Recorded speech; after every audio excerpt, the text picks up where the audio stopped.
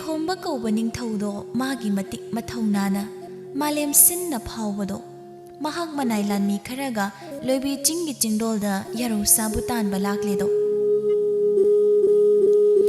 mana lakpagi maramna konungda lehobi magi taloi leimabu yaro sadong pisagi ningduna lakpani khoisi mihul langhobi mahakidama hayengina nusiraba machagidama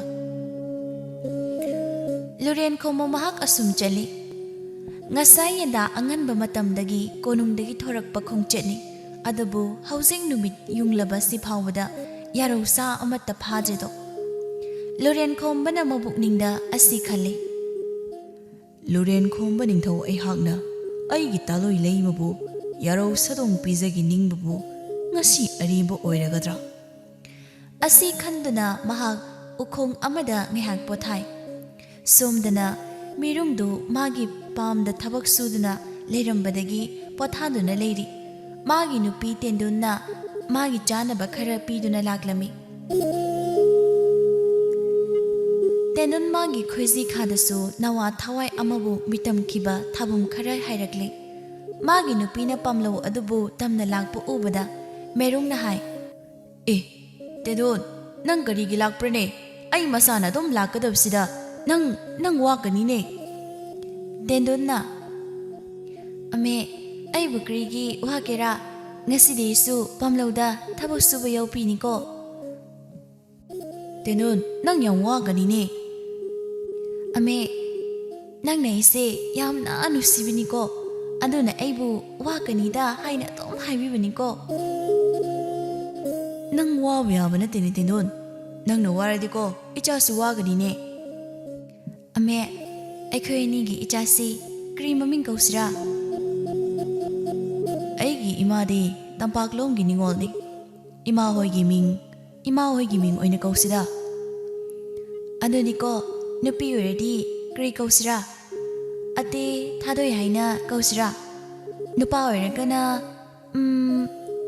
poraidon haina kausira Mongam kausida nupi uredi Tete phasabi kaugani matai manau oiba makhuyani do nokmine aniduna asumna wari saduna leiba sigi samina sibu yaro sagi makholni haina luren khombana laptakna khale Luren khomba lirung paikhatli tense aduna tenga thongi aduga khutlai chumna magi ten adubu thakre Leiren khomba mana kablak patenjai maruduna napuri bi tendun gi pukchipta yungsinki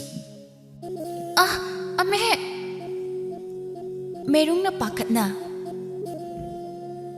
Tenun nang kari dogera Tendun do chaina adubu khangbada mapi sinthaduna kaple Naupuri bimagi masado wabana kam thengle Ame ayam ware nangi tampakta aibu pothan biro me Tenun nang kaisu torine ai leine nangbo Ame nangai gi ware sibo mapu mahagna asuk tena kraba male ai nangbo yam nusia me Yaroye Ibani gi wari ngasina loibe yaroye nang karisu tobe yare mapu mahakpu thasase Tedundo masana masabu kaisu hinglaroi haiba khangjare aduna magi nupa oiriba merungda yam chakna yingduna thamoi sokna kapche ai nangbu karisu thadok ningdi me ai nangbu yam nusiba ichagi mamasu Di oiba panglaru ay ang ware tenje maruse amukta sa tokpio me ay ang ware ay putsigi oina pothakrake nangi tampaksina ay roiba oikrage Tenun nang karigi adum na hai bro se tenje maruse ay sa tokpigi ko nang karisu toroye Tendon do yam wana ame ay budi ponsi kaugano ko handaki mapoksida nangi tendon ame hidamakta kuina leiba pangdre. Wahai asibu haibaga loinana tendundo holamba sor lepkre. Masado padak takre. Mataw adubu ubada merong na thamoy sokna tingthasay. Dedon, nangna daw ba si Krino? Bet pango, Dedon, bet pango. Ay kanaga leho katra. Ichaga dangana mapong kayo na chat pano. Nangkar siya chat pa yaro he, Dedon. Merong hik na tinthasay. Kanana ay Dedon buhat pano. Karigi aron babalandada migi tawai lobuno. Natikleri toro. Ay gimang da lepkro. Kanana ay Dedon bu hat pano. Merong na sum na kaplingay luren komba mahaksu lirong adubo paido na chinsilakli. Madubo ubada merong puk hawalay. Asaw wado na hen kibana maluren kombagi managda jangsilay. Aduga kut thaba hawi. He, nang na ay Dedon bu karigi hat pra. Nang buso ay na soy na hat kani. Wapam masida luren kombadi ingak punga e. Korino harisibo ay di satan balak sabani. Satan balak laga karigi migi nupi bu hat pano. Magi damak ay lay habise karigi khang dabro. Wakal do onari. Ay di tumna kaki sadan balak pari. Ay kana buso hatte. Merong magi nupi gi haksang da pan kiba tenzay maru adub uttuna. Masi nang git tenzay natte haygera. Mit na ura phawda nang nachinthigi gera. Luren khomba su ay lawi. Mapakat pana laway samyumi. Ningthau magi wakhalna ngasai makai khaludaba wakhalni. Hauzik oiramni ba phibam mase. Ma kari tawsige, kari haisige. Ngaihaktuda ma haifam khangde. Asawbana masa pumba thomatlaba merong hikna amusu kapthorakle. Ay Dedon bu kari gyat pibno. Ay nusibi mahak tasunatana. Taibang powdre ba ichabudusu. Mapaiga unahandaba. Luren kombata singna thamoy kaide. Merong na maha khutlo na duna. Maro, ay khangugdabadagi khulai thakre. Ay ba uktanga piyo ba? Ay Dedon bu hat panang bu. Ay na soidna siba ka charak pigani. Nati maro, adom na haibigano. Ay gitaloy layma mahak ado. Koisi mihulang duna lehori. Mapuray ba ay na thawai thakrabadi. Mahak yam na wahawgani do. Nanggi loinabi mahak adugum ay Dedon su mabukta angang po bune. Madubu nang nakrigi hat pra. Nanggi loinabi gi waba nusibagum. Ay di ay nusibi mahak po nusiram loy kanbra. Ay kanaga lehawgani. Luren komba merungi makong payura haijirakle. Ay tasingna khangzadabadagi tawjakre maro. Ay babuktang hagpiyo. Ay laybak asigi ningthawni. Ningthau ay punsibu marup na amukta kanbiyo. Ay konumda ay puna layurasi marup. Pukchel sawba merung na asum na pakum pirakli. Ningthau ay rambagi wadu tapthakre. Pare, ningthau ay nadangbu ngakpikre. Adobo, koy sige mihol lang hawbi laymana. Ahanba pokpanawa angangdo ay ngonda kurol oy natamgadabadi. Wapam maduda luren komba ningthau nasu hoy haina yathokle. Asigi matungda mahak ado mayum konungda halakle. Mapung pharaba nongmadol thazagi maithongda lesin nongphaina khumjin bagum mahak ki maithong adusu isuk sukthei. Laimeri mi mahak na sangsinduna mapuroi bada pahongi. Isabi kari tawba yawbirage yarau sanan bachat khriga nusuknaba maithong puduna hanbirakliba sibo. Luren kombana matha sana khumi. Leima, nasabi aigi ikok asi khambi maino waibugumna sarare. Adubu karigi oirabano takpiyudo nanauda. Luren kombana thokiba thodok pumba wari singado laimarimbi oiribi tamphagi maphamda libiraklami. Wapam basida tampha kapche. Natti isabi sagai asigi ko helahen oigadoriba. Ichasibu Leima pumnamak ay asoyba ngaktanini ay ningthawni. Adubo ay nasoyana pigani haina wasaklamli. Natragana ningthaw aygi luren nasibu pigani hairamleni isanaw. Mangli isabi nangbu yawdana nanaw aydi mikup amateng kaploy. Leima. Asum tawna numit ado hauzinkhre leiba ningthau animaki wakhalda taibang pharokadawriba nawa mahakkidamak khanduna adumak wazari ningthau sagaigi asigi koihal laihan oina kena mauna leizagadaba angang mahakpu atoppa kanana yokhraga mama mapa oiriba makhoigi thamoina karam khangduna leisige masabu uningbana ngawrabi leimarembi mahakna thoine hena wazari korong nungmadagi nini dagi humni hauzinkhibana leimarembi magi siyom khada nawpuriba thawai adusu makum matha suzilakle konunggi mayongnabi amaibina ningthina senabiri ayuki korong anganbana tarang lithorakpa matam tingthau matolda paklam maliklana taksilakpa matam aduda luren khomba ningthau mahaki macha phangjare leimarembigi pibukningda nawpuramba thawai mabu taibang asida phaurare leima ningthau animaki awababu kokpiragi ningduna mapu mahakna sinba thausil oigani ningthau magi mamum phaibok hanbire nusiba pumbana yomlaba mamum anina punna taibang asida phaurare mayongnabi amaibina ningthau mangonda asumna paudamni iningthau laikok amatada ningthibi leirang anina punna satpagumna namum ani phangjari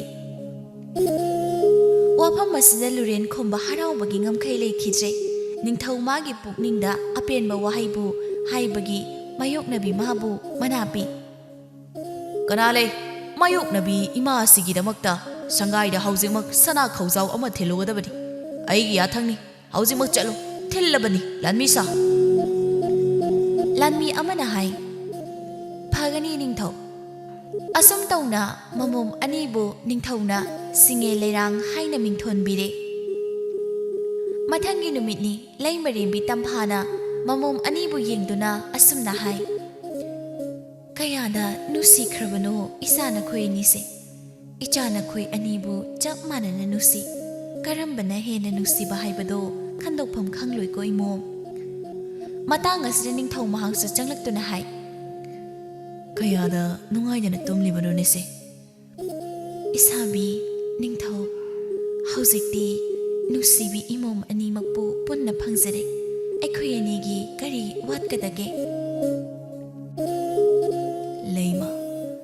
Luriba wafam amakhakti leirido.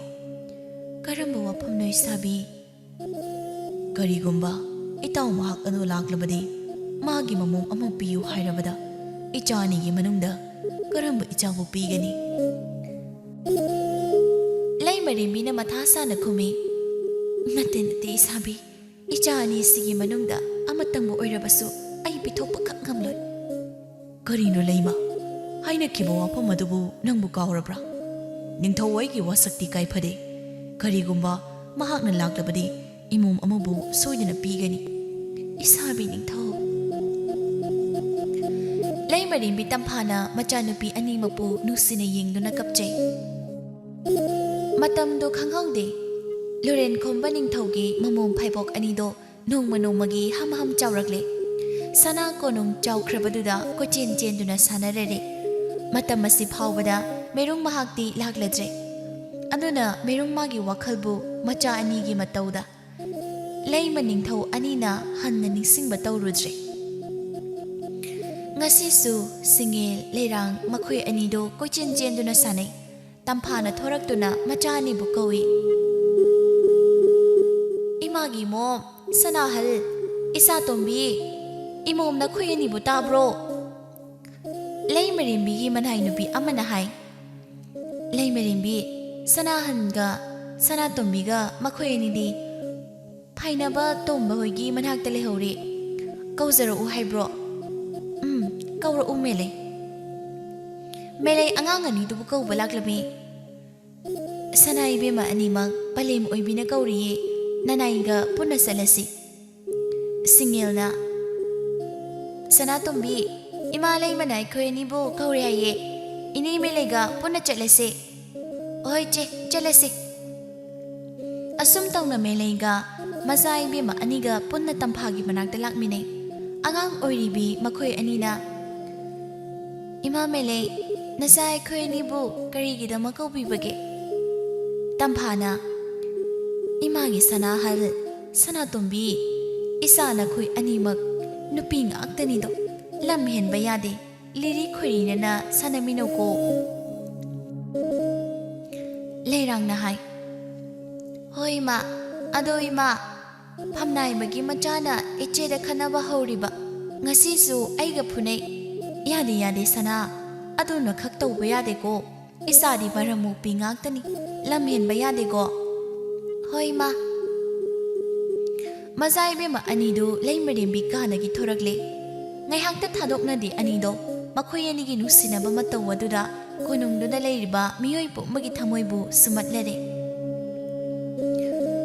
nong ma ikhang khang hodana sakhang daba nupa makhak konung gi sana thong da lep lere thongak pan asumna hai sombo kana oi birabano konung asida kari gi damak lakpi bano ai ningthau go nage Ningthaugi marup ni. Aikhoi ningthaugi marup leirane. Adusu chingmi. Nakhoigi ningthau da hangbiyo. Pare. Adudi ngihak soida leibiram khoko.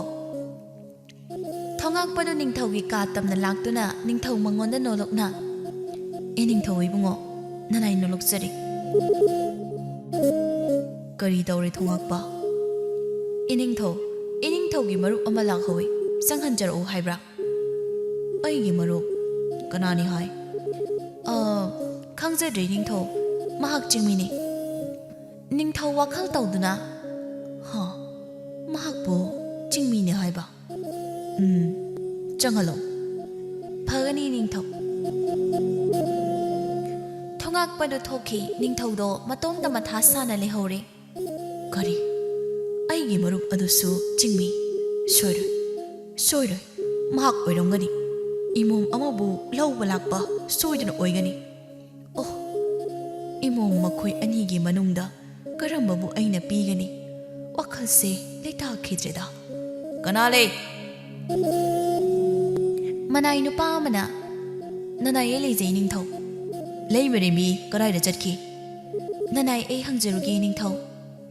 Manai nupa do melegi manhakta laktuna Aikhoigi leimarim bibu kadomda Dada angang singa sanariye Ining thongna amukta kaurusona Yani ai kaujaraklage Ningthaugi manai nupa do chatki meleina leimarim bi manakta kauba chatkre Somda ningthau mangaduda merung adu leple Ningthau do phamlambadagi pukhawattuna merung bulengole Maro merungna Haina kiba wafam adubu akau parai chankhrabarai taw karigi kaurugadagi ai ningsingdini taw matang asda leimarimbi amadi mazaibe ma aniga punna lakmine champ manaba angang ani bu ubada merungi thamoi adudi nusibana thumatkre adubu luren khomba mahakti mama masa ahumna harauna nusina laklibadu ubada thamoi kaire Ningthau luren khombana magi taloi tamphada marau leini yingduna leima mahak asini aigi taw haibado leimarembi du so ai lawi mami paiba ma phawre luren khomba tumin leplibi masanupi anigi mangda haiphet phamtharaga ipagi Sanahal Sanatombi engoi mangnu uriba mahakse noibu masak khanglabro Panintho mabu kanano Mahakasisu aiga chap manaba nakhoigi pani Wafam masida angangani do mama leimada phat yengi Ningthongna Maro isa asigi marakta karambabu marup ka lege ningbano Merungna Pawagi nusibi ichani nakoi aibu nusibro Singel di khumde leirang na oina khumi Ipaning thauga chamane haibanina nusi merungna adu oiradi pawa konbige lerang changsinduna pawa nangi nacha nupi leitabro hojikti icha leirabasidi icha di kari kobro lerang kowe ꯁꯅꯥꯇꯣꯝꯕꯤꯁꯨ ꯀꯧꯏ Icha Sanatombi di pawaga leirurusiko. Itaw, icha Sanatombigu kurol oina tamlo. ꯂꯩꯃꯔꯤꯝꯕꯤꯗꯨ ꯄꯨꯛꯆꯦꯜ ꯄꯤꯛꯁꯤꯜꯂꯛꯂꯤ ꯃꯥ ꯀꯞꯂꯤ ꯀꯞꯂꯤ ꯇꯧꯔꯛꯂꯤ ꯏꯃꯥꯒꯤ ꯁꯅꯥꯇꯣꯝꯕꯤ ꯂꯥꯎ ꯏꯃꯥꯒꯤ ꯃꯅꯥꯛꯇ ꯂꯥꯛꯑꯣ Merungna, Ichal, icha amakhaktangdi aigi piro. ꯌꯥꯔꯣꯏ Ningthauna, Leima. ꯂꯩꯃꯔꯤꯝꯕꯤꯅ ꯂꯩꯔꯥꯡꯕꯨ ꯆꯦꯠꯅ ꯀꯣꯟꯁꯤꯟꯗꯨꯅ ꯏꯃꯥꯒꯤ ꯁꯅꯥꯇꯣꯝꯕꯤ ꯅꯪ ꯏꯃꯥꯕꯨ ꯊꯥꯗꯣꯛꯇꯨꯅ ꯆꯠꯂꯗ꯭ꯔꯣ ꯂꯩꯔꯥꯡ ꯏꯉꯛ ꯉꯛꯅ ꯏꯃꯥ ꯑꯩꯕꯨ ꯀꯥꯏꯗ ꯆꯠꯇꯣꯏꯅꯣ ꯇꯝꯐꯥ ꯃꯆꯥꯕꯨ ꯀꯣꯟꯁꯤꯟꯗꯨꯅ ꯏꯃꯥꯒꯤ ꯁꯅꯥꯇꯣꯝꯕꯤ Singelna, ꯏꯄꯥ ꯅꯤꯡꯊꯧ ꯁꯅꯥꯇꯣꯝꯕꯤꯁꯤ ꯀꯥꯏꯗ ꯆꯠꯇꯣꯏꯅꯣ Ada, tu, nangi pamlayrise, magi manakta leiba. Singel kaptuna ꯑꯩꯗꯤ ꯀꯅꯥꯒ ꯁꯥꯟꯅꯒꯅꯤꯌꯦ ꯂꯩꯔꯥꯡꯁꯨ ꯀꯞꯄꯤ ꯏꯄꯥ ꯅꯤꯡꯊꯧ ꯑꯩꯕꯨ ꯀꯥꯏꯗ ꯆꯠꯇꯣꯏꯅꯣ ꯅꯤꯡꯊꯧ ꯂꯨꯔꯦꯟ ꯈꯣꯝꯕꯅ ꯃꯁꯥꯒꯤ ꯃꯄꯤꯗꯨꯕꯨ ꯇꯩꯊꯣꯛꯄꯤ Yengoi, mangduriba ipa sigi yumda. Icha koiba chatkadoribani.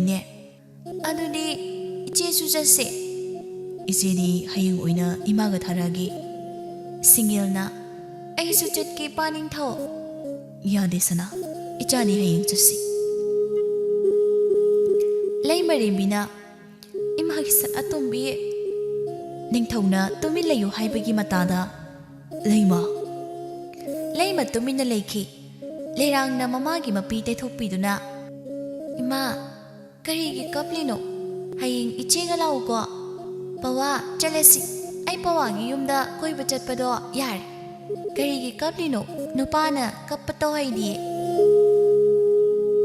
ꯂꯩꯔꯥꯡꯒ ꯃꯦꯔꯨꯝꯒ ꯆꯠꯈꯤ ꯁꯤꯡꯒꯦꯜꯗꯤ ꯃꯅꯥꯎꯅꯨꯄꯤ ꯆꯠꯈꯤꯕꯗꯨꯗ ꯀꯞꯍꯧꯏ ꯃꯃꯥ ꯂꯩꯃꯁꯨ ꯀꯞꯄꯤ ꯅꯤꯡꯊꯧ ꯂꯩꯔꯦꯟ ꯈꯣꯝꯕꯅ ꯊꯦꯝꯃꯤ ꯑꯁꯨꯝ ꯇꯧꯅ ꯃꯇꯝ ꯑꯗꯣ ꯍꯧꯈ꯭ꯔꯦ ꯁꯤꯡꯒꯦꯜ ꯂꯩꯁꯥ ꯃꯄꯨꯡ ꯐꯥꯔꯔꯦ ꯁꯛꯇ ꯆꯨꯗ ꯑꯋꯥꯠꯄ ꯂꯩꯇ꯭ꯔꯕꯤ ꯃꯍꯥꯛꯅꯤ ꯃꯆꯥꯏꯕꯦꯝꯃ ꯁꯤꯡꯒꯦꯜ ꯁꯅꯥꯍꯜ ꯍꯥꯏꯅ ꯃꯥꯂꯦꯝ ꯄꯨꯝꯕ ꯐꯥꯎꯏ ꯂꯥꯏꯌꯦꯛ ꯍꯩꯕ ꯀꯌꯥꯗꯤ ꯃꯆꯥꯏꯕꯦꯝꯃꯒꯤ ꯁꯛꯇꯝꯕꯨ ꯌꯦꯛꯇꯨꯅ ꯁꯤꯡꯒꯦꯜꯕꯨ ꯎꯕ ꯐꯪꯗ꯭ꯔꯤꯕ ꯈꯨꯟꯖꯥꯁꯤꯡꯗ ꯐꯥꯎꯕ ꯃꯃꯜ ꯂꯧꯗꯨꯅ ꯌꯣꯟꯕ ꯌꯥꯎꯅꯩ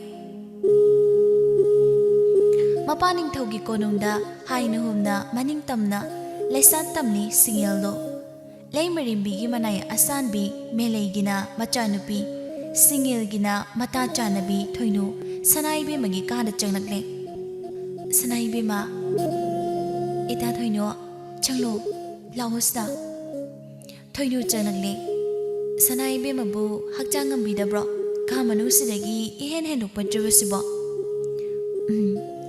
ꯏꯇꯥ ꯑꯩ ꯀꯣꯛꯁꯦ ꯉꯁꯤꯗꯤ ꯂꯨꯝꯕꯒꯨꯝ ꯇꯧꯏ ꯊꯣꯏꯅꯨꯅ ꯈꯣꯏꯖꯪꯕ ꯃꯇꯧ ꯎꯠꯇꯨꯅ ꯀꯌꯥꯝ ꯀꯟꯅ ꯉꯝꯕꯤꯗ꯭ꯔꯒꯦ ꯏꯅꯤꯡꯊꯧꯗ ꯄꯥꯎꯗꯝꯖꯧꯔꯥ ꯁꯅꯥꯏꯕꯦꯝꯃ ꯍꯥꯏꯔꯨꯔꯒꯅꯨ ꯀꯩꯁꯨ ꯇꯧꯔꯣꯏꯌꯦ ꯏꯇꯥꯁꯤꯗ ꯉꯥꯛꯇ ꯅꯤꯡꯊꯤꯅ ꯐꯝꯈꯣ ꯀꯩꯗꯧꯒꯦ ꯊꯣꯏꯅꯨ ꯐꯝꯊꯩ ꯑꯗꯨꯒ ꯍꯥꯏ ꯀꯔꯤ ꯍꯥꯏꯒꯦ ꯁꯅꯥꯏꯕꯦꯝꯃ ꯏꯇꯥ ꯏꯕꯥꯅꯤ ꯁꯒꯣꯜ ꯇꯣꯡꯗꯨꯅ ꯀꯣꯏꯔꯨꯁꯤꯔꯥ ꯏꯅꯤꯡꯊꯧꯅꯕꯨ ꯌꯥꯔꯛꯀꯗ꯭ꯔꯅꯦ ꯏꯅꯤꯡꯊꯧꯅ ꯌꯥꯔꯕꯗꯤ ꯁꯣꯏꯗꯅ ꯆꯠꯁꯤ ꯁꯅꯥꯏꯕꯦꯝꯃ ꯑꯗꯨꯗꯤ ꯏꯄꯥ ꯅꯤꯡꯊꯧꯗ ꯑꯩ ꯍꯥꯏꯒꯦ ꯁꯤꯡꯒꯦꯜꯒ ꯊꯣꯏꯅꯨꯒ ꯄꯨꯟꯅ ꯃꯄꯥ ꯅꯤꯡꯊꯧꯒꯤ ꯀꯥ ꯇꯝꯅ ꯂꯥꯛꯂꯦ ꯃꯁꯥꯅ ꯆꯪꯂꯛꯄ ꯎꯕꯗ ꯂꯨꯔꯦꯟ ꯈꯣꯝꯕꯅ ꯁꯨꯝ ꯍꯥꯏ Ipagi Sanahal, isabu kari hainingge ipada. ꯁꯤꯡꯒꯦꯜ ꯃꯄꯥ ꯅꯤꯡꯊꯧꯗ ꯌꯦꯡꯗꯨꯅ ꯅꯣꯂꯨꯛꯅ ꯑꯁꯨꯝꯅ ꯍꯪꯒꯠꯆꯩ ꯏꯄꯥ ꯅꯤꯡꯊꯧ ꯉꯁꯤꯗꯤ ꯏꯇꯥ ꯊꯣꯏꯅꯨꯒ ꯂꯝ ꯌꯦꯡꯕ ꯆꯠꯆꯔꯨꯒꯦ Chatpa tarabasu, leibak pungjau thinduna, dolai tungduna, lim satlu sana. ꯏꯄꯥ ꯊꯣꯏꯅꯨꯒ ꯑꯩꯒꯗꯪ ꯁꯒꯣꯜ ꯇꯣꯡꯗꯨꯅ ꯁꯨꯝ ꯆꯠꯀꯦ ꯃꯤ ꯃꯌꯥꯝ ꯂꯣꯏꯅꯗꯨꯅ ꯆꯠꯄꯗꯣ ꯅꯆꯥꯅꯤ ꯀꯌꯥ ꯍꯩꯅꯖꯗꯦ ꯂꯨꯔꯦꯟ ꯈꯣꯝꯕꯅ Sana, ningthaugi basa nupinabu, tarak nungairoida. ꯁꯤꯡꯒꯦꯜꯅ ꯏꯄꯥ ꯅꯤꯡꯊꯧ ꯑꯩꯈꯣꯏꯁꯨ ꯃꯤꯑꯣꯏꯕꯅꯤ ꯆꯞ ꯃꯥꯟꯅꯩ ꯈꯦꯟꯅꯕ ꯊꯝꯒꯨꯝꯁꯤꯕ ꯏꯇꯥ ꯊꯣꯏꯅꯨꯒ ꯑꯩꯒꯗꯪ ꯆꯠꯆꯔꯨꯒꯦ Pare, isana pambado, tauzaroko. ꯃꯄꯥ ꯅꯤꯡꯊꯧꯅꯁꯨ ꯌꯥꯕꯤꯔꯦ ꯁꯤꯡꯒꯦꯜꯒ ꯊꯣꯏꯅꯨꯒꯗꯨ ꯁꯒꯣꯜ ꯇꯣꯡꯗꯨꯅ ꯀꯣꯅꯨꯡ ꯋꯥꯡꯃ ꯅꯥꯟꯊꯣꯔꯛꯂꯦ ꯈꯔ ꯁꯨꯝ ꯂꯥꯛꯂꯛꯂꯒ ꯈꯔ ꯆꯤꯛꯄ ꯃꯐꯝ ꯑꯃꯗ ꯁꯒꯣꯜꯗꯨ ꯈꯥꯝꯃꯤ ꯁꯤꯡꯒꯦꯜ ꯂꯥꯞꯅ ꯇꯥꯝꯅ ꯁꯟꯗꯣꯛꯈ꯭ꯔꯤꯕ ꯏꯁꯪ ꯁꯪꯕ ꯂꯧꯕꯨꯛ ꯂꯝꯍꯥꯡ ꯑꯗꯨꯕꯨ ꯌꯦꯡꯉꯤ꯫ ꯂꯥꯞꯇꯛꯅ ꯎꯔꯤꯕ ꯆꯤꯡ ꯑꯗꯨꯕꯨ ꯌꯦꯡꯗꯨꯅ ꯃꯍꯥꯛꯅ ꯍꯥꯏ, "ꯏꯇꯥ, ꯃꯥꯡꯗ ꯎꯔꯤꯕ ꯆꯤꯡꯁꯥꯡ ꯄꯔꯦꯡ ꯑꯁꯤꯗ ꯑꯩꯈꯣꯏꯅꯤ ꯆꯠꯁꯤꯔꯥ? ꯉꯁꯤꯒꯤꯗꯤ ꯊꯦꯡꯂꯅꯤꯌꯦ ꯁꯅꯥ ꯏꯕꯦꯝꯃ, ꯅꯣꯡꯃ ꯆꯠꯁꯤ." "ꯏꯇꯥ, ꯑꯩꯒꯤ ꯄꯨꯛꯅꯤꯡ ꯑꯁꯦ ꯌꯥꯝꯅ ꯂꯥꯡꯇꯛꯅꯩ꯫ ꯆꯤꯡ ꯑꯁꯤꯒꯤ ꯃꯅꯥꯛꯇ ꯑꯩꯕꯨ ꯁꯨꯝ ꯆꯤꯡꯁꯤꯜꯂꯤ꯫ ꯃꯐꯝ ꯑꯁꯤꯗ ꯑꯩ ꯌꯥꯝ ꯆꯪꯅꯤꯡꯉꯤ꯫ ꯅꯣꯡꯃ ꯁꯣꯏꯗꯅ ꯆꯠꯁꯤ." "ꯏꯇꯥ, ꯃꯥꯡꯗ ꯎꯔꯤꯕ ꯆꯤꯡ ꯑꯁꯤꯕꯨ ꯑꯩꯈꯣꯏ ꯁꯅꯥꯇꯣꯝꯕꯤ ꯍꯣꯏꯒꯤ ꯈꯨꯜ ꯑꯣꯏꯔꯝꯒꯗ꯭ꯔꯥ? ꯏꯄꯥ ꯅꯤꯡꯊꯧꯅꯁꯨ ꯅꯣꯡꯃꯇ ꯄꯨꯕꯤꯌꯨ ꯍꯥꯏꯕ ꯌꯥꯗꯦ, ꯏꯃꯥꯅꯁꯨ ꯇꯥꯛꯄꯤꯌꯨ ꯍꯥꯏꯕ ꯌꯥꯗꯦ꯫ ꯀꯨꯏꯔꯦ ꯏꯆꯤꯜ ꯏꯅꯥꯎ ꯎꯅꯗꯕ꯫ ꯏꯇꯥ, ꯅꯪ ꯑꯩꯒꯤ ꯃꯇꯦꯡ ꯄꯥꯡꯕ ꯉꯝꯒꯗ꯭ꯔꯥ? ꯃꯐꯝ ꯑꯁꯤꯗ ꯑꯩꯒ ꯂꯣꯏꯅꯗꯨꯅ ꯂꯩꯔꯥꯡꯕꯨ ꯊꯤꯕ ꯆꯠꯂꯨꯁꯤ." ꯋꯥꯐꯝ ꯑꯁꯤꯗ ꯊꯣꯏꯅꯨꯅ ꯍꯥꯏ, "ꯆꯤꯡ ꯑꯁꯤꯗ ꯂꯩꯔꯝꯗ꯭ꯔꯕꯗꯤ ꯏꯅꯤꯡꯊꯧꯅ ꯆꯠꯀꯦ ꯍꯥꯏꯕ ꯌꯥꯒꯗ꯭ꯔꯅꯦ ꯁꯅꯥ ꯏꯕꯦꯝꯃ? ꯁꯣꯝꯗꯅ ꯂꯩꯔꯥꯡ ꯃꯥꯕꯨ ꯌꯣꯛꯂꯤꯕ ꯃꯦꯔꯨꯡꯕꯨ ꯃꯄꯥꯃꯛꯅꯤ ꯈꯟꯖꯗꯨꯅ ꯂꯩꯔꯤ꯫ ꯃꯦꯔꯨꯡꯗꯨ ꯃꯈꯣꯏꯒꯤ ꯄꯥꯝꯂꯧ ꯑꯗꯨꯗ ꯃꯍꯩ ꯃꯔꯣꯡ ꯊꯥꯕ ꯂꯥꯛꯅꯔꯤ꯫ ꯂꯩꯔꯥꯡꯁꯨ ꯃꯄꯥꯒꯤ ꯆꯥꯅꯕ ꯈꯔ ꯌꯣꯝꯁꯤꯟꯗꯨꯅ ꯄꯨꯔꯛꯂꯝꯃꯤ꯫ ꯄꯋꯥ, ꯉꯥꯏꯍꯥꯛ ꯄꯣꯊꯥꯈꯤꯁꯤ." ꯃꯦꯔꯨꯡ ꯃꯀꯣꯛꯇ ꯌꯦꯠꯂꯝꯕ ꯐꯤ ꯑꯗꯨꯅ ꯃꯃꯥꯏ ꯑꯗꯨ ꯇꯩꯊꯣꯛꯂꯒ, "ꯀꯔꯤꯒꯤ ꯂꯥꯛꯂꯤꯅꯣ ꯏꯆꯥꯅꯨꯄꯤ?" ꯄꯋꯥꯗꯤ ꯁꯨꯡꯂꯥꯛ ꯂꯥꯛꯇꯦ, ꯋꯥꯔꯝꯂꯅꯤ ꯍꯥꯏꯅ ꯂꯥꯛꯄꯅꯤ." "ꯄꯋꯥꯕꯨ ꯀꯅꯥꯅ ꯋꯥꯏ ꯍꯥꯏꯒꯦ? ꯋꯥꯕꯤꯗꯦꯗ. ꯑꯗꯨꯒ ꯆꯥꯛ ꯆꯥꯕꯒꯤ ꯃꯇꯝꯁꯨ ꯋꯥꯠꯂꯤꯕꯅꯤꯅꯦ." "ꯑꯗꯣ ꯄꯋꯥ, ꯑꯩꯁꯨ ꯊꯕꯛ ꯁꯨꯕ ꯌꯥꯎꯒꯦ." "ꯌꯥꯗꯦꯅꯦ ꯏꯆꯥꯅꯨꯄꯤ, ꯏꯆꯥꯗꯤ ꯀꯦꯅ ꯂꯩꯒꯗꯕꯅꯤꯅꯦ." "ꯅꯨꯡꯁꯥ ꯃꯔꯛꯁꯤꯗ ꯄꯋꯥ ꯃꯊꯟꯇ ꯌꯥꯝ ꯋꯥꯒꯅꯤꯌꯦ." "ꯏꯆꯥꯅ ꯏꯁꯤꯡ ꯑꯊꯨꯝꯕ ꯄꯤꯊꯛꯂꯕꯁꯤꯗꯤ ꯄꯋꯥꯒꯤ ꯑꯋꯥꯕ ꯂꯣꯏꯅ ꯀꯣꯛꯄꯅꯤ꯫ ꯌꯨꯝꯗ ꯍꯜꯂꯝꯈ꯭ꯔꯣꯅꯦ ꯑꯇꯦ." "ꯑꯗꯨꯗꯤ ꯆꯥꯛꯁꯦ ꯆꯥꯍꯧꯔꯣꯀꯣ ꯄꯋꯥ." "ꯄꯋꯥ ꯆꯥꯛ ꯁꯣꯏꯗꯅ ꯆꯥꯒꯅꯤꯅꯦ." "ꯑꯗꯨꯗꯤ ꯑꯩ ꯍꯥꯜꯂꯝꯃꯒꯦ." ꯂꯩꯔꯥꯡ ꯃꯄꯥꯗ ꯍꯥꯜꯂꯒꯦ ꯍꯥꯏꯔꯝꯗꯨꯅ ꯃꯌꯨꯝꯂꯣꯝꯗ ꯂꯥꯛꯂꯦ꯫ ꯂꯝꯕꯤꯗꯨꯗ ꯆꯤꯡꯈꯩꯒ ꯊꯦꯡꯅꯩ꯫ ꯆꯤꯡꯈꯩ ꯃꯐꯝ ꯑꯁꯤꯗ ꯎ ꯌꯥꯟꯕ ꯊꯕꯛ ꯁꯨꯕ ꯂꯥꯛꯄꯅꯤ꯫ ꯂꯩꯔꯥꯡꯕꯨ ꯌꯦꯡꯗꯨꯅ ꯆꯤꯡꯈꯩꯅ ꯍꯥꯏ, "ꯏꯆꯟ, ꯏꯄꯥꯒꯤ ꯅꯥꯛꯇ ꯆꯠꯂꯨꯏꯔꯣ?" "ꯏꯕꯨꯡꯗꯤ ꯎ ꯌꯥꯟꯕ ꯆꯠꯀꯦꯔꯣ?" "ꯑꯗꯣ ꯏꯆꯟ, ꯑꯩ ꯀꯩꯅꯣꯝꯇ ꯍꯪꯒꯦꯅꯦ." "ꯀꯔꯤ ꯍꯪꯒꯦ ꯍꯥꯏꯕꯅꯣ?" "ꯅꯪꯅ ꯋꯥ ꯉꯥꯡꯕꯁꯦ ꯑꯃꯨꯛꯁꯨ ꯆꯤꯡꯃꯤ ꯃꯥꯜꯂꯤ, ꯑꯃꯨꯛꯁꯨ ꯇꯝꯃꯤ ꯃꯥꯜꯂꯤ. ꯀꯔꯝ ꯇꯧꯔꯤꯅꯣ?" "ꯑꯗꯨꯗꯤ ꯑꯩꯁꯨ ꯈꯪꯗꯦ." "ꯑꯗꯣ ꯑꯩꯈꯣꯏ ꯂꯩꯕꯥꯛꯀꯤ ꯃꯆꯥ ꯏꯕꯦꯝꯃꯗꯣ ꯅꯪꯒ ꯃꯁꯛ ꯆꯞ ꯃꯥꯟꯅꯩ. ꯑꯗꯨꯕꯨ ꯐꯖꯕꯗꯤ ꯅꯪꯅ ꯍꯦꯜꯂꯤ." ꯂꯩꯔꯥꯡꯅ ꯅꯣꯛꯇꯨꯅ, "ꯏꯁ, ꯆꯞ ꯃꯥꯟꯅꯕ ꯃꯤꯕꯨ ꯑꯩꯅ ꯍꯦꯟꯅ ꯐꯖꯕ?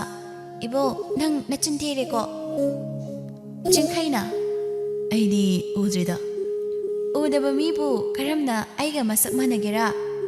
"ꯑꯌꯦꯛꯄ ꯃꯃꯤꯗ ꯎꯕꯅꯤ." "ꯌꯥꯔꯦ, ꯋꯥꯊꯤ ꯉꯥꯡꯉꯒ ꯂꯩꯔꯦ. ꯊꯕꯛ ꯁꯨꯕ ꯆꯠꯈ꯭ꯔꯣ." ꯆꯤꯡꯈꯩ ꯆꯠꯈꯤ꯫ ꯍꯧꯖꯤꯛꯇꯗ ꯂꯩꯔꯥꯡꯗꯣ ꯃꯄꯤ ꯏꯔꯥ ꯆꯦꯜꯂꯛꯂꯦ꯫ "ꯑꯩꯒ ꯃꯁꯛ ꯆꯞ ꯃꯥꯟꯅꯕꯤ ꯃꯆꯥ ꯏꯕꯦꯝꯃ ꯍꯥꯏꯕ?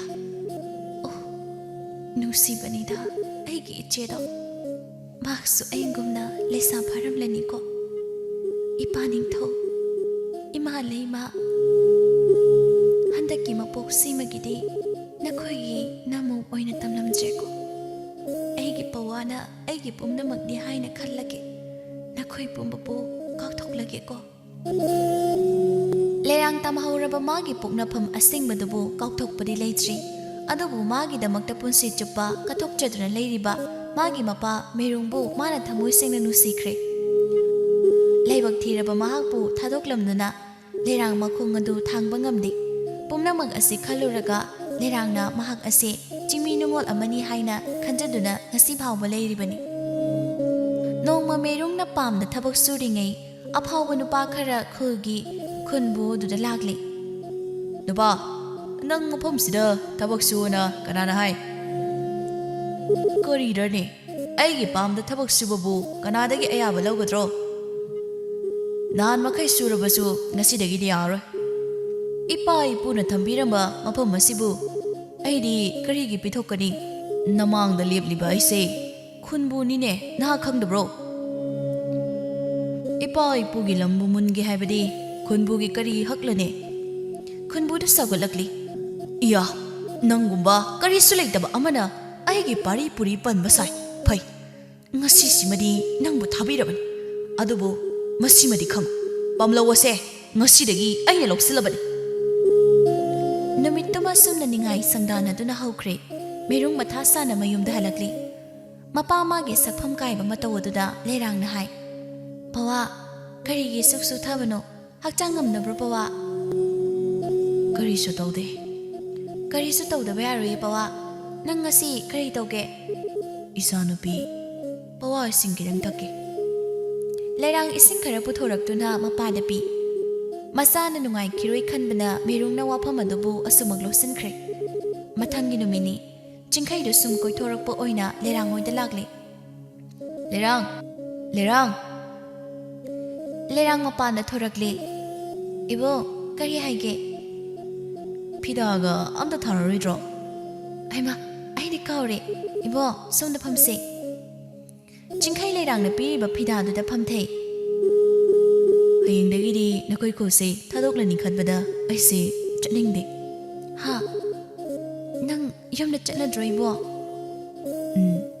ꯌꯨꯝꯗ ꯑꯃꯨꯛ ꯆꯠꯂꯨꯒꯦ ꯑꯃꯨꯛ ꯂꯥꯛꯄꯁꯦ ꯂꯩꯔꯥꯡ ꯊꯋꯥꯏ ꯏꯅꯨꯡ ꯅꯨꯡꯉꯥꯏꯇꯅ ꯑꯁ ꯀꯩꯗꯧꯔꯒꯦ ꯀꯩꯁꯨ ꯇꯧꯗꯦꯗ ꯑꯗꯣ ꯏꯕꯣ ꯑꯩꯉꯣꯟꯗ ꯍꯥꯏꯒꯅꯤ ꯍꯥꯏꯕ ꯋꯥꯗꯨꯗꯤ ꯑꯩ ꯅꯣꯡꯃ ꯁꯣꯏꯗꯅ ꯂꯥꯛꯀꯦ ꯑꯗꯨꯒ ꯍꯥꯏꯔꯒꯦ ꯅꯣꯡꯃ ꯍꯥꯏꯒꯦꯗ ꯑꯗꯨꯝ ꯍꯥꯏ ꯁꯨꯡꯍꯥꯏꯗꯤ ꯍꯥꯏꯗꯦ ꯏꯕꯣ ꯅꯪꯅ ꯋꯥꯗꯣ ꯍꯥꯏꯗ꯭ꯔꯤꯉꯩꯗ ꯑꯩ ꯁꯤꯕꯅ ꯍꯥꯟꯈꯤꯅꯤꯀꯣ ꯑꯉꯧꯕꯤꯁꯤꯗꯤ ꯀꯔꯤꯒꯤ ꯑꯗꯨꯝꯅ ꯍꯥꯏꯔꯤꯅꯣ ꯁꯤꯕ ꯅꯥꯕ ꯀꯥꯏꯅ ꯍꯥꯏꯍꯩꯗꯦꯀꯣ ꯑꯗꯣ ꯀꯔꯝꯕ ꯃꯇꯝꯗ ꯑꯃꯨꯛ ꯂꯥꯛꯀꯅꯤꯕ ꯌꯥꯝ ꯊꯨꯅ ꯂꯥꯛꯅꯕ ꯇꯧꯗꯣꯏꯅꯤ ꯍꯣꯏ ꯐꯖꯅ ꯆꯠꯂꯨꯔꯣ ꯑꯁꯨꯝ ꯇꯧꯅ ꯃꯊꯪꯒꯤ ꯅꯨꯃꯤꯠꯇ ꯆꯤꯡꯈꯩ ꯃꯌꯨꯝ ꯆꯠꯈ꯭ꯔꯦ ꯂꯩꯔꯥꯡꯗꯤ ꯃꯁꯥꯗꯣ ꯏꯍꯥꯡ ꯍꯥꯡꯕꯒꯨꯝ ꯐꯥꯎꯏ ꯆꯤꯡꯈꯩꯕꯨ ꯃꯥꯅ ꯇꯨꯃꯤꯟꯅ ꯅꯨꯡꯁꯤꯖꯕꯅꯤ ꯃꯅꯥꯛꯇꯒꯤ ꯂꯥꯞꯊꯣꯛꯈ꯭ꯔꯅꯤ ꯈꯟꯗꯨꯅ ꯃꯊꯃꯣꯏꯗꯣ ꯋꯥꯖꯩ ꯂꯩꯔꯥꯡ ꯆꯤꯡꯈꯩꯅꯁꯨ ꯃꯥꯕꯨꯗꯤ ꯅꯨꯡꯁꯤ ꯍꯥꯏꯕꯁꯤꯗꯤ ꯑꯗꯨꯝ ꯈꯪꯏ ꯆꯤꯝꯕꯥ ꯀꯥꯡꯗꯨꯅ ꯐꯣꯡꯗꯣꯛꯅꯗ꯭ꯔꯕꯁꯨ ꯊꯃꯣꯏꯗꯤ ꯅꯨꯡꯁꯤꯅꯕꯅꯤ ꯑꯅꯤꯗꯣ ꯅꯣꯡꯃꯒꯤ ꯅꯨꯃꯤꯠ ꯑꯃꯈꯛꯅꯤ ꯁꯤꯡꯒꯦꯜ ꯑꯃꯗꯤ ꯃꯍꯥꯛꯀꯤ ꯆꯥꯅꯕꯤ ꯃꯇꯥ ꯊꯣꯏꯅꯣꯝꯒꯤ ꯂꯩꯔꯥꯡꯒꯤ ꯈꯨꯜ ꯑꯗꯨꯕꯨ ꯇꯝꯅ ꯂꯥꯛꯂꯝꯃꯤ ꯃꯈꯣꯏꯅ ꯂꯩꯔꯥꯡꯒꯤ ꯌꯨꯝ ꯍꯪꯗꯨꯅ ꯂꯥꯛꯄꯅ ꯃꯐꯝ ꯑꯗꯨ ꯌꯧꯔꯦ ꯃꯇꯝ ꯑꯁꯤꯗ ꯂꯩꯔꯥꯡꯗꯣ ꯊꯃꯣꯏ ꯁꯣꯛꯅ ꯀꯞꯇꯨꯅ ꯂꯩꯔꯝꯃꯤ ꯄꯋꯥ ꯅꯁꯥꯅ ꯄꯥꯡꯒꯜ ꯁꯣꯟꯕꯤ ꯑꯣꯏꯈꯤꯕꯅ ꯏꯄꯥꯕꯨ ꯀꯣꯟꯕꯁꯨ ꯉꯝꯗꯦ ꯅꯆꯥꯕꯨ ꯋꯥꯔꯧꯕ꯭ꯔꯣ ꯄꯋꯥ ꯃꯈꯣꯏꯅ ꯁꯛ ꯐꯠꯇꯕꯁꯦ ꯀꯔꯤꯒꯤꯅꯣ ꯈꯪꯗꯦ ꯏꯄꯥ ꯏꯆꯥꯅ ꯃꯈꯣꯏꯗ ꯀꯔꯤ ꯂꯥꯟꯈꯤꯒꯦ ꯁꯤꯡꯒꯦꯜ ꯑꯣꯏꯔꯝꯂꯤꯕ ꯃꯇꯧ ꯑꯗꯨꯕꯨ ꯎꯕꯗ ꯃꯁꯥꯗꯨ ꯃꯄꯤ ꯇꯥꯔꯛꯂꯦ ꯇꯨ ꯆꯣꯡꯕꯁꯨ ꯐꯥꯎꯏ ꯑꯗꯣꯉꯩꯒꯤ ꯑꯉꯥꯡ ꯄꯤꯁꯛ ꯑꯣꯏꯔꯤꯉꯩꯒꯤ ꯊꯧꯗꯣꯛ ꯑꯗꯨꯕꯨ ꯃꯔꯤ ꯅꯤꯡꯁꯤꯡꯉꯤ ꯁꯤꯡꯒꯦꯜ ꯂꯥꯛꯅ ꯐꯥꯅꯕ ꯉꯝꯗꯕ ꯃꯈꯣꯏ ꯑꯅꯤꯅ ꯀꯣꯅꯨꯡꯗ ꯀꯣꯏꯆꯦꯟ ꯆꯦꯟꯗꯨꯅ ꯁꯥꯟꯅꯕ ꯉꯥꯏꯍꯥꯛꯇ ꯊꯥꯗꯣꯛꯅꯈꯤꯗꯕ ꯂꯩꯔꯥꯡꯅ ꯀꯣꯅꯨꯡ ꯊꯥꯗꯣꯛꯂꯝꯗꯥꯏꯗ ꯃꯁꯤ ꯑꯣꯏꯔꯤꯕꯤ ꯃꯥꯅ ꯀꯞꯇꯨꯅ ꯂꯩꯍꯧꯕꯁꯨ ꯅꯤꯡꯁꯤꯡꯉꯤ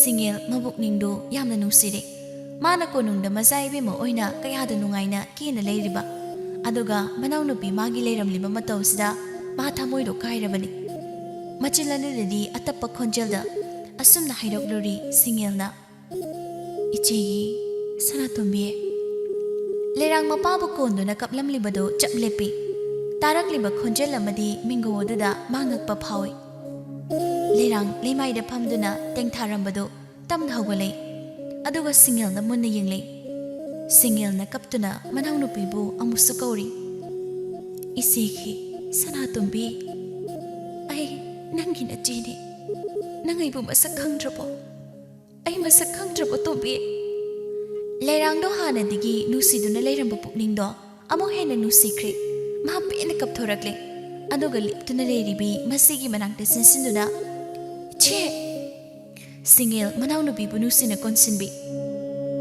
ꯏꯆꯦꯒꯤ ꯂꯩꯔꯥꯡ ꯀꯔꯤꯅꯣ ꯅꯪꯅ ꯇꯧꯔꯝꯂꯤꯕꯁꯤꯕꯣ ꯍꯥꯏꯌꯨ ꯏꯆꯦ ꯂꯩꯔꯤꯕꯁꯤꯗꯤ ꯅꯪꯒꯤ ꯀꯔꯤ ꯑꯋꯥꯕ ꯊꯥꯔꯒꯦ ꯁꯦ ꯍꯥꯏꯌꯨ ꯏꯆꯦ ꯑꯩ ꯌꯥꯝ ꯋꯥꯔꯦ ꯈꯨꯟꯕꯨꯒꯤ ꯃꯤꯑꯣꯏꯁꯤꯡꯅ ꯑꯩꯒꯤ ꯄꯋꯥꯕꯨ ꯐꯥꯗꯨꯅ ꯄꯨꯈ꯭ꯔꯦ ꯍꯥ ꯀꯔꯤꯒꯤ ꯑꯩꯈꯣꯏꯒꯤ ꯄꯥꯝꯂꯧꯗꯣ ꯃꯣꯏꯅ ꯂꯧ ꯎꯕ ꯌꯥꯔꯣꯏ ꯍꯥꯏ ꯄꯋꯥꯅ ꯌꯥꯗꯕꯒꯤ ꯃꯈꯣꯏꯅ ꯄꯋꯥꯕꯨ ꯐꯥꯗꯨꯅ ꯄꯨꯈ꯭ꯔꯦ ꯄꯋꯥꯗꯣ ꯉꯁꯤꯒꯤ ꯆꯥꯛꯁꯨ ꯆꯥꯈꯤꯗꯦ ꯑꯩꯒꯤꯗꯃꯛ ꯈꯟꯕꯗ ꯃꯥ ꯃꯌꯥꯝ ꯋꯥꯕꯅꯦ ꯑꯗꯨꯕꯨ ꯑꯩꯅꯗꯤ ꯄꯋꯥꯕꯨ ꯈꯟꯕꯁꯨ ꯉꯝꯗꯦ ꯃꯈꯣꯏꯅ ꯄꯋꯥꯕꯨ ꯁꯦꯠꯇ꯭ꯔꯤ ꯐꯥꯎꯕ ꯅꯨꯡꯁꯥꯗ ꯐꯧꯒꯅꯤ ꯍꯥꯏ ꯂꯩꯔꯥꯡꯅ ꯀꯞꯇꯨꯅ ꯍꯥꯏꯔꯤꯕ ꯋꯥꯔꯤꯁꯤꯡ ꯑꯗꯨ ꯇꯥꯔꯒ ꯁꯤꯡꯒꯦꯜꯁꯨ ꯌꯥꯝꯅ ꯅꯨꯡꯉꯥꯏꯖꯔꯝꯗꯦ ꯏꯆꯦ ꯂꯩꯔꯤꯁꯤꯗꯤ Nangna karigi wadoino se kapoto isigi Sanatombi nangdi nongmata ichibu ningsingdabro isidi nangbu namit khudingi ningsingi ipiaw ningthongnasu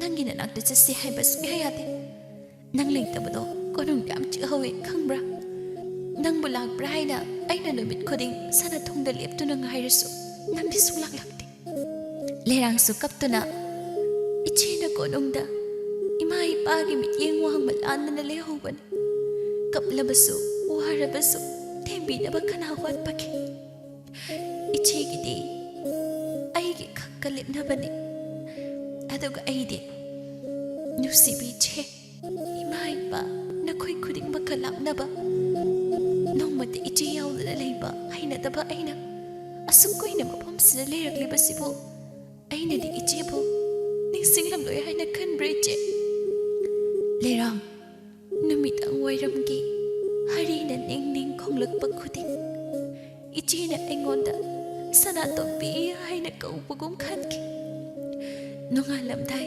bombida chexre khonglakpa matamdasu ichige Sanatombi thengle hogatlo haina haudokpagum phawi charabasu tumlabasu ichi yaudana aina ke amnungairamkani khanbagi noina aige inakta soidana lakani hairaka amuk phawbasu lakpidaba awangba chingdol asida aina leptuna tamhauraba tampaki lambidagi nakhoibu lakbra haina numit khudingi ngaijaba adubu nakhoidi aigi nakta amuk phawba lakide adumak ibu kautongkiba natra isigi Sanatombi nangnasu ichibu adu yongna waramra poireko mapu mahaki nongdamna matam khara lapnarurabasu hojikti ichi hakledana ibanigi awaba matam lore iyum gonongtamna chalasilera